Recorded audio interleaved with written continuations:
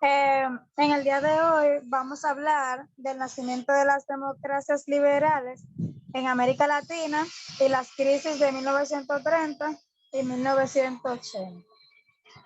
Las sustentantes de este grupo somos Paola Coronas Valdés, Arlette Evangelista y Lisandra Serrano Noyola. Espero que puedan aprovechar esta exposición.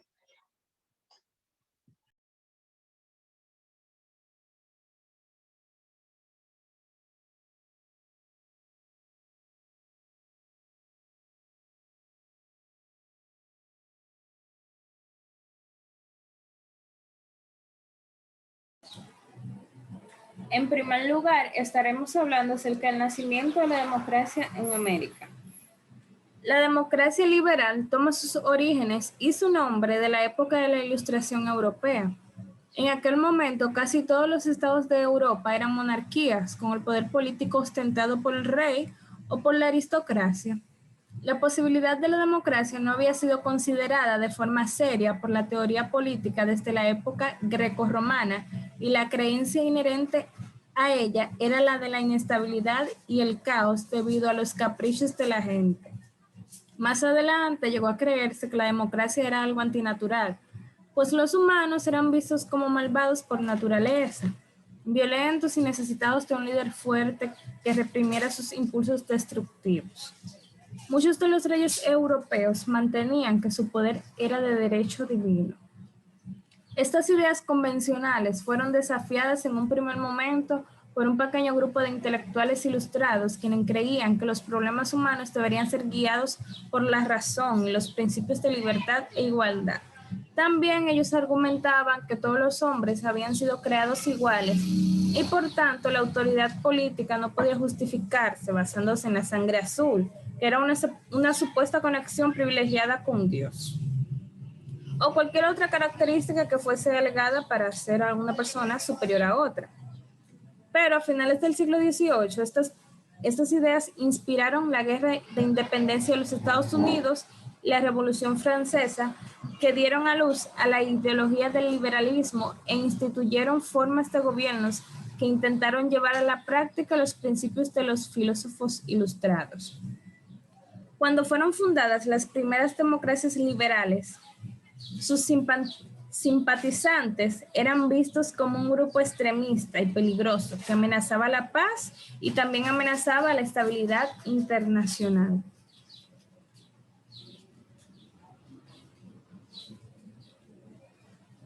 Existen varios tipos de democracia liberales. Dentro de estos están monarquías parlamentarias, representación proporcional y plural, sistemas presidencialistas y parlamentarios. Las monarquías parlamentarias. La democracia liberal es a veces el sistema de gobierno de facto, aunque a veces se organice como monarquía parlamentaria. Tanto en las repúblicas democráticas como en las monarquías parlamentarias, el soberano es el mismo sujeto, el pueblo, y eso es lo que permite caracterizar a ambas como democracias. La representación proporcional y plural. El sistema de escrutinio uninominal mayoritario asigna puestos según las mayorías dentro de una circunscripción. El partido político candidato que recibe más votos gana el puesto por circunscripción. Hay otros sistemas democráticos, como las distintas formas de representación proporcional, que asignan puestos según la proporción de votos individuales que un partido recibe en todo el país o en una determinada región. Y por último, están los sistemas presidencialistas y parlamentarios. Que un sistema presidencialista es una forma de gobierno de una república donde el poder ejecutivo es elegido separadamente del legislativo. Un sistema parlamentario se distingue porque el poder ejecutivo depende de manera directa o de manera indirecta del parlamento, dependencia expresada por las mociones de confianza y de censura. El sistema presidencialista democrático se ha hecho popular en América Latina, en África y en algunos lugares de la Unión Soviética, siendo el ejemplo más claro el de los Estados Unidos.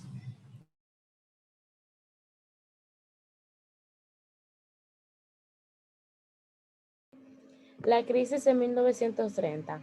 Pero, ¿qué fue en pocas palabras el crack del 1929 o lo que llamamos crisis de 1930?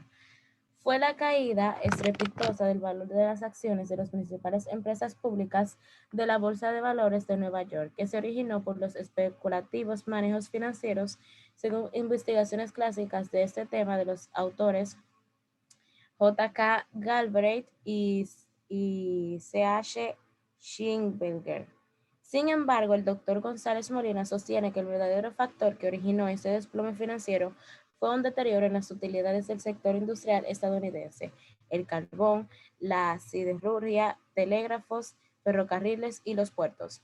El autor plantea una relación causa-efecto entre este desplome financiero que limitó la exportación de capitales a Latinoamérica con el comienzo incipiente de la industrialización del subcontinente latinoamericano. Cabe mencionar que la crisis del 1929 marca un hito en el desarrollo capitalista porque presenta lo que ya se describe como fase superior del capitalismo, el imperialismo. Llama la atención que el autor relacione de manera directa el capitalismo con el imperialismo, puesto que en la historia del mundo han existido otros imperios poderosos y egomócitos que no se relacionan con el capitalismo como el Imperio Romano, por citar uno.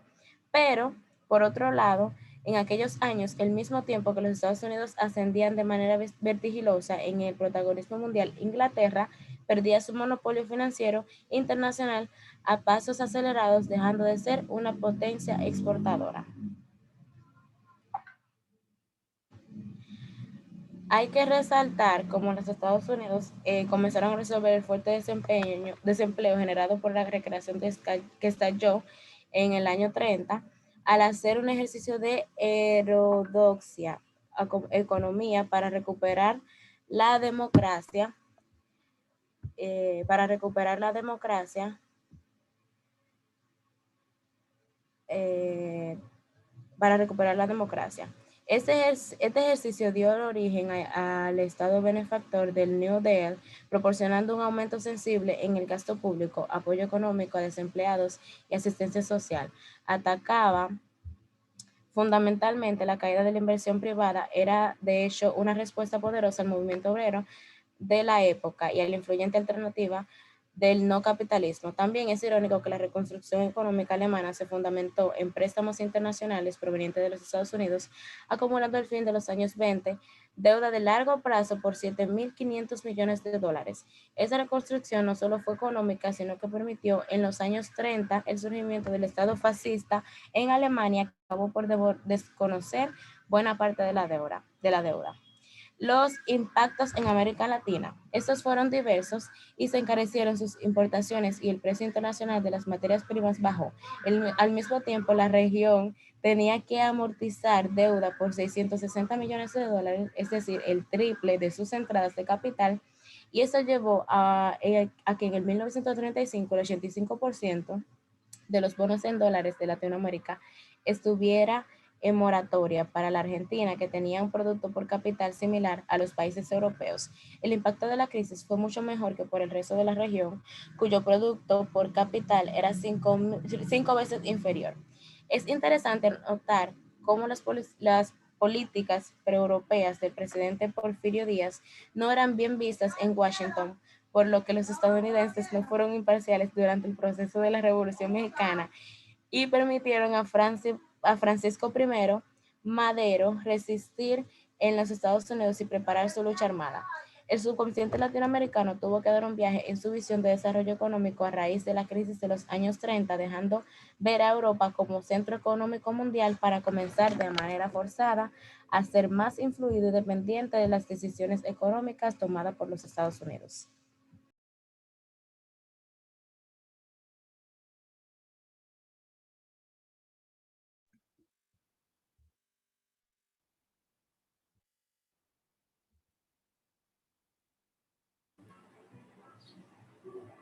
Ahora estará Muy bien. hablando mi próxima compañera. Muy bien. La crisis de los 80. Antes de esta crisis, en los años 1960 y 1970, muchos países latinoamericanos, especialmente Brasil y Argentina, pidieron grandes sumas de dinero a acreedores internacionales para llevar a cabo planes de industrialización. Entonces, para programas de infraestructura, estos países tenían economías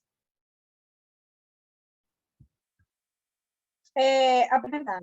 Entonces, entre 1975 y 1982, la deuda latinoamericana con los bancos comerciales aumentó a una tasa anual acumulativa del 20.4%. Esto llevó a que Latinoamérica se cuadruplicara en la deuda externa. 75 mil millones de dólares en 1975 a más de 315 mil millones de dólares. Por eso, cuando en 1980 lo llamaron la Gran Depresión.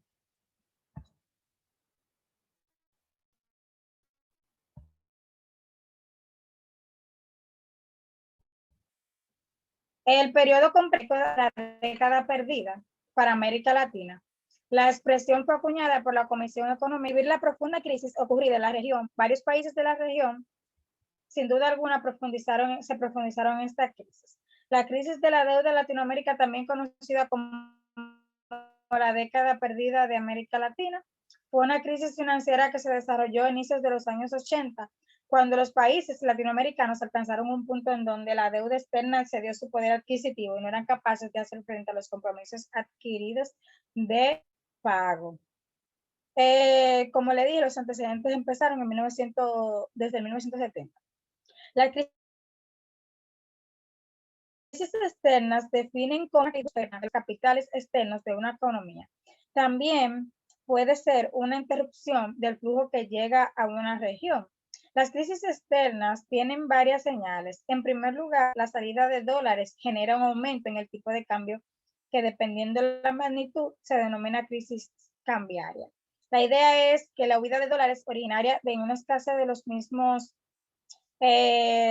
dólares y presiona el tipo de cambio al alza que tiene la compra y venta de esto. De ingreso de capitales en la forma de deuda de los gobiernos de región se originó que varios de ellos declaren la moratoria, o sea, no pago de la deuda y se vean forzados a reestructurar sus pagos. El problema del fondo fue excesiva dependencia de los capitales externos, en particular deuda, y una economía muy independiente del endeudamiento externo es vulnerable a las alteraciones del entorno económico externo. Las etapas de crédito fácil y barato no pueden ser consideradas como permanentes. La mayoría de los presidentes latinoamericanos le querían coger prestado, le cogieron prestado a Estados Unidos para solventar su deuda, endeudándose más. El fin de la crisis se ve un poco más realzada en el año 1990, cuando se le puso fin a un estilo de crecimiento basado en solamente deudas, como medio para financiar el crecimiento. Más aún, determinó el final de la estrategia de industrialización por la situación de importaciones que caracterizó a la región aproximadamente y dependiendo de cada país entre 1950 y 1980. El reemplazo fue la estrategia de libre mercado y apertura hacia el exterior que floreció desde los años 90. En esta época, las cosas empezaron aparentemente a cobrar sentido y la economía a subir, pero realmente la deuda externa sigue aumentando cada día. Muchas gracias por su atención.